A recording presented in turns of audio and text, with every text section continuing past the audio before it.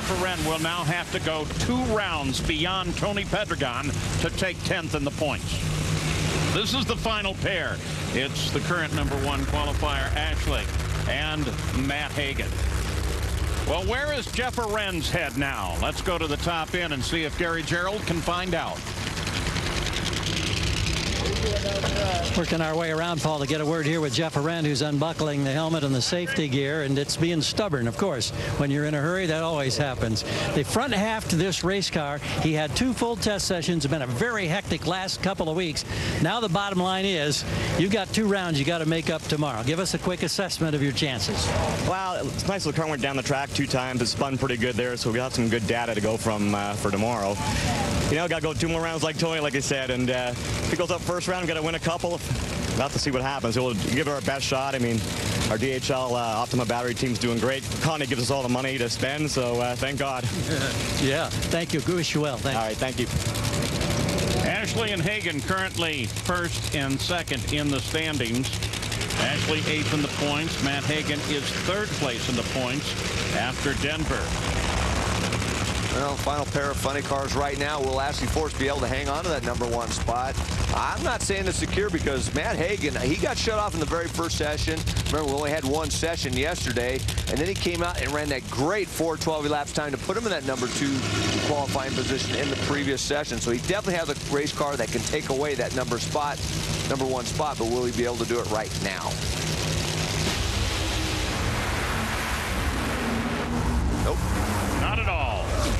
Ashley Force Hood, this is the 13th race in 17 races that they've sat on the pole. And that run is low for the session. Little fire there under Matt Hagan's car.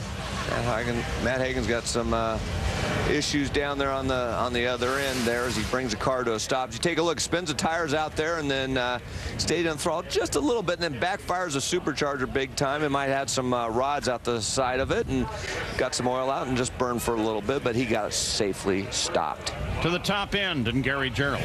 With Ashley Force Hood. Ashley, we've talked a lot about the fact that, you know, you're struggling, I use that term conservatively, struggling to get the first win of the year. The car's been good. You feel like you just need that change in fortune. Well, this weekend in qualifying, pretty dramatic stuff. Do you feel like the turn is now here? Yep, that's what we're going with. You know, you got to just have confidence in yourself and your team and your car. Our sponsors, Castrol and Ford and Auto Club and Mac Tools, they've never questioned us. They know we'll get it figured out and we'll get it turned around. And it's great to have support like that. The fans, they're still cheering you on whether you win or lose, but I know they'd definitely be rather us winning. So if we can turn it around this weekend in Brainerd, it would be a great place to start and to go into that countdown feeling pretty good. You bet. Thanks. Thanks.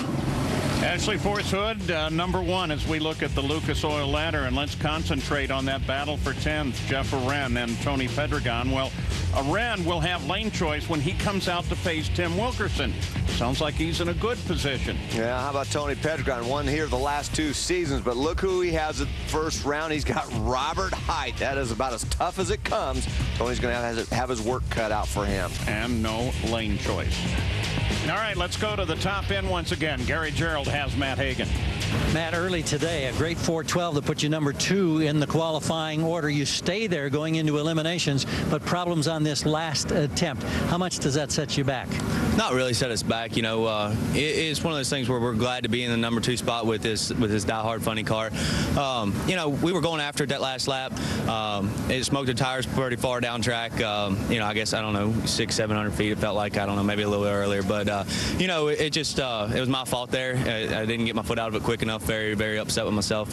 Just one of those things that driver error, and these guys will get it back together, get some Matco tools, and get to wrenching on it tonight. And hopefully it's not too long of a night for those guys. But we're going to get some rest tonight, come back out here strong tomorrow. I feel really confident with Tommy DeLago tuning this car. He's got a really good handle on it, something to work off of for tomorrow. We were down 2 runs yesterday, missed a rain and had a valve cover leak. So, you know, just kind of a rough weekend, but sometimes those always turn out the best. Thanks.